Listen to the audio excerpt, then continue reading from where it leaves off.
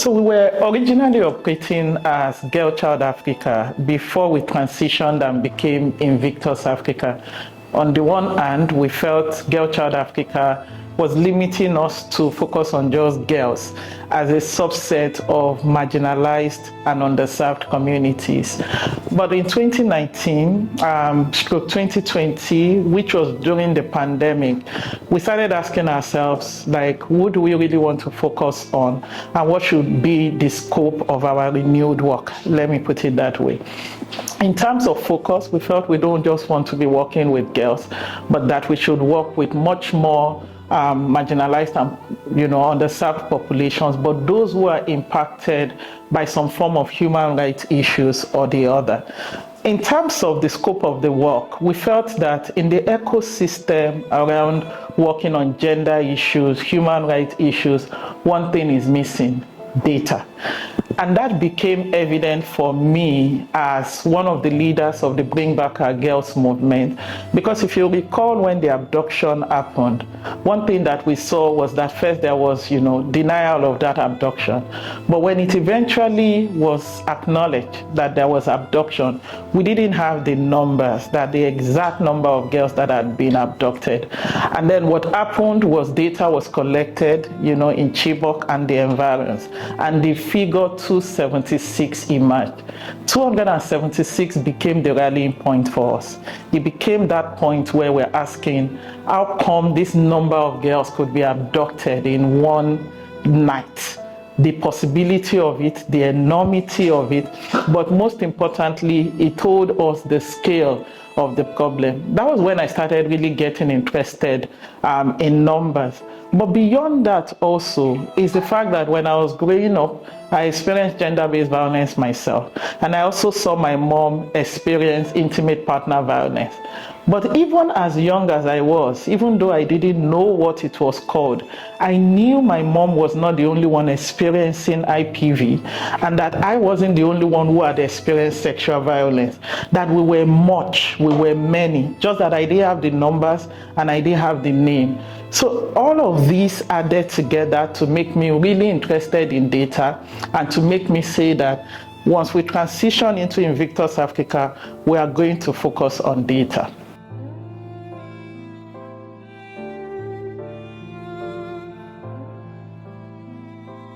In defining the problem that we are solving, I would say we look at it across three different spectrums. One is the problem of data.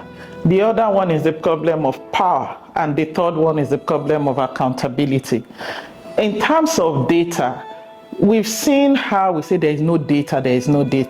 Even when data exists, we usually see data at the global and national level. We hear 1 in 3 women have experienced one form of gender-based violence or the other.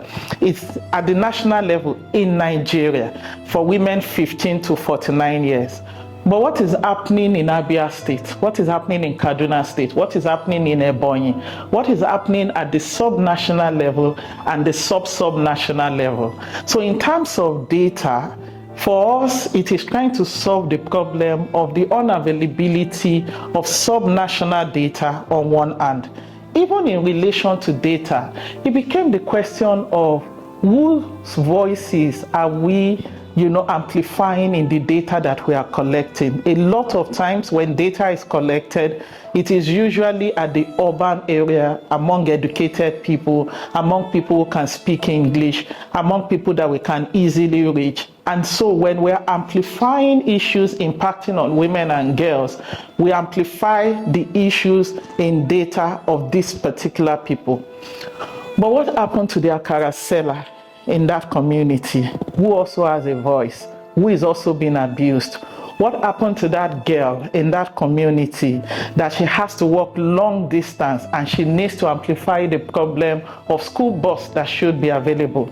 What happened to that boy in a community where she is constantly being abused, maybe by his teacher or somebody that we don't even know, and he cannot talk about it?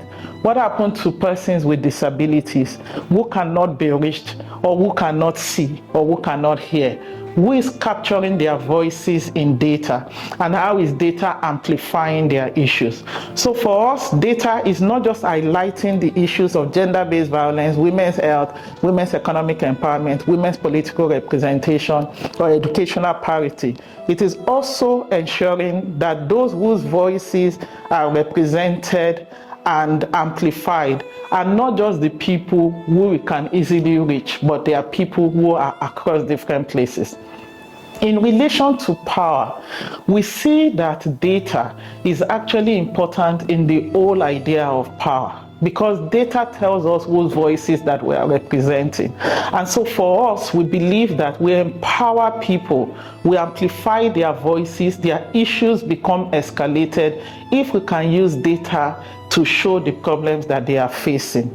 And so I'll just give an example. In our Humanity Index data, for example, we usually ask people who are living with disability or persons with disabilities, what sort of, communication tools will be useful for you. We usually find consistently that people who are visually impaired have fewer communication tools that are available to them to help them understand issues of gender-based violence.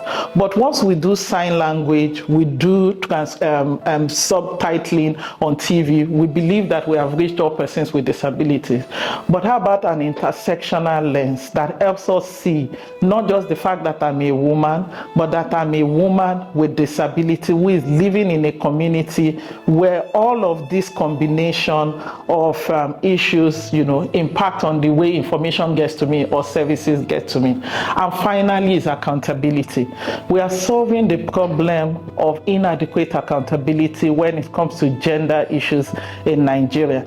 Just by using data, we are telling governments, both at the national and subnational level, that these are the issues that you should prioritize.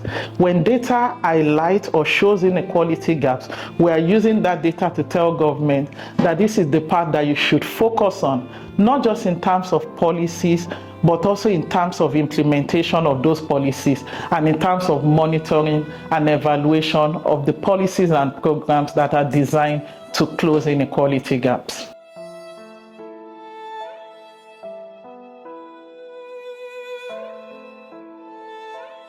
One thing that reminds me why the work we do here at Invictus Africa matters is the results that we are beginning to see.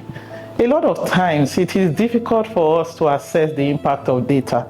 We collect data, we analyze it, we visualize it, put it in reports, release it, what it is being used for, how it is being used, who is using it, we often don't know. But the beauty of one of our data sets, which is the Humanity Index funded by the Ford Foundation, now in its 4th year, is that we're able to track how our data is being used. Humanity Index is that data set that we release annually, where we assess how subnational governments are performing in prevention and in preventing and responding to gender-based violence effectively.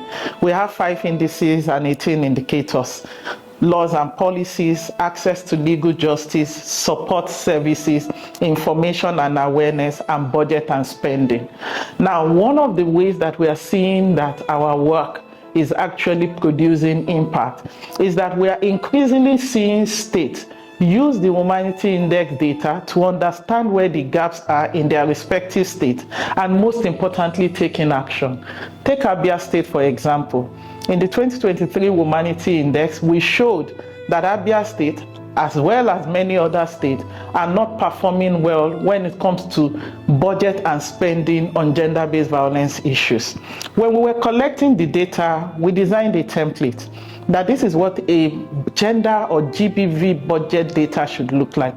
Abia State took this particular template, adopted it, and in their 2024, 2025, and subsequent budget, they have been using that template to make sure that their gender data or their gender budget, whether it's Ministry of Women Affairs or other intersecting ministries, reflect the issues that will help them address gender-based violence.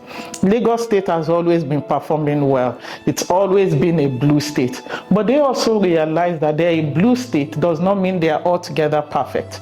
So what Lagos State does is that one of the areas, the gaps for them, is the fact that they are not designing a lot of their communication and information programs to reach persons with disabilities. That is highlighted in Humanity Index. So Lagos State, through the DSVA, has now been doing specialized programs to make sure that they reach persons with disabilities. Issues around access to legal justice, addressing those issues. Gombe State, for example, engage a consultant to say all of the gaps in Humanity Index, make sure that you design our programs to address it. Those are the things that we have seen that let us know that the work that we do here at Invictus Africa matter.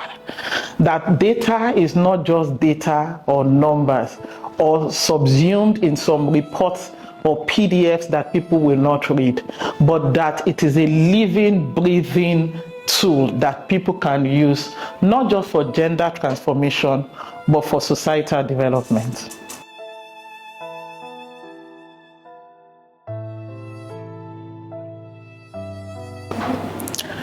In terms of where we are right now, in Nigeria, in Africa, and in many parts of the world, I would say that we are not yet there. Data has shown that currently as we are, it's still going to take us about 100 years for us to achieve gender equality. But let me use Nigeria as an example. On the one hand, we have all this data that is now coming out, but the utilization of that data, of those data, is still not at par. So if those data are being used, because the data are not just number, they are data that is showing problems. If they are being implemented, they will begin to see reduction in some of the problems that we are talking about. One of the things that we capture in Humanity Index is what we call, the implementation, assessment, just to assess how states are implementing the recommendations that have been provided. For some states, we see as low as 40%. But when people do that body of work, it is not just for them to be some fancy report. It is so that states can use it. So on the one hand, we are seeing data being churned out, but we are not seeing commensurate implementation of the recommendations that back those data. I also think that if Nigeria, as we are as a country, with the many laws and policies that we have, National Gender Policy, Violence Against Persons Prohibition Act, and laws across states, all of these laws and policies that we have, as they are, if we implement them the way they are, we will solve a lot of the gender issues that we have. But on the one hand are laws and policies, on the other hand is very limited implementation. Lastly, in terms of where we are not seeing sufficient, budget allocation and spending to addressing a lot of the issues that organizations are advancing. And by organizations, I'm not saying only Invictus Africa. There are so many organizations doing amazing work.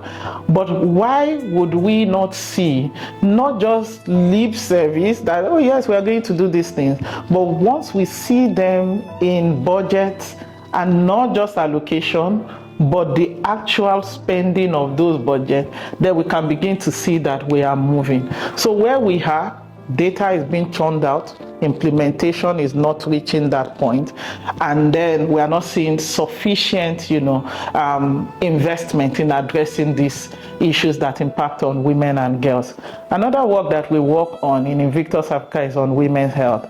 We've seen issues around family planning, for example, where there are still women right now in Nigeria who still need permission before they can even access primary health care services.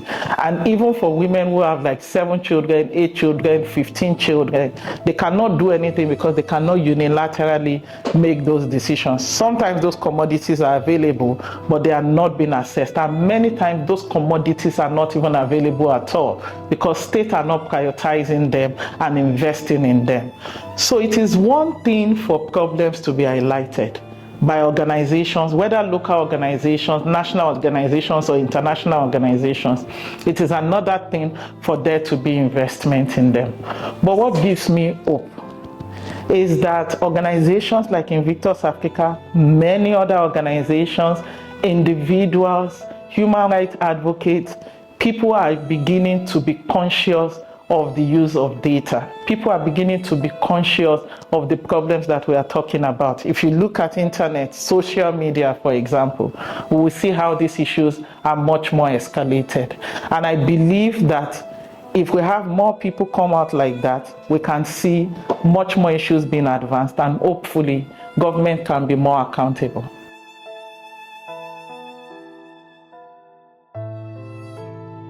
If I could sit across my younger self, younger Bukky, I'll tell myself that clarity takes time, and that sometimes in the journey to becoming, that we have to learn, unlearn, and relearn. Invictus Africa did not start as Invictus Africa. I've been doing NGO work since 2005, even though around gender issues, but it's actually moved, from issues around, gender-based violence, which has always been a constant because of my own personal experience and my mother's experience. Issues around girl-child education became paramount for me, especially after the abduction of the Chibok girls. And so I've actually had to shift. But getting to the point where data becomes the entry point to the advocacies that I lead actually took time. Like I said at the beginning, we didn't start working or focusing on data until 2019, 2020. That has taken time. So to my younger self, clarity sometimes takes time. And it is okay for you not to have that clarity from the beginning. And it is okay for you to give yourself time to get to that point where you know yourself, you understand yourself, you have better understanding of where you are, where you are going, and what you want to contribute to the whole world. And so, to my younger self, and to many young girls, and to women who have also gotten to my age or who are advancing, it's okay where you are, because where you are is actually an entry point to where you are going.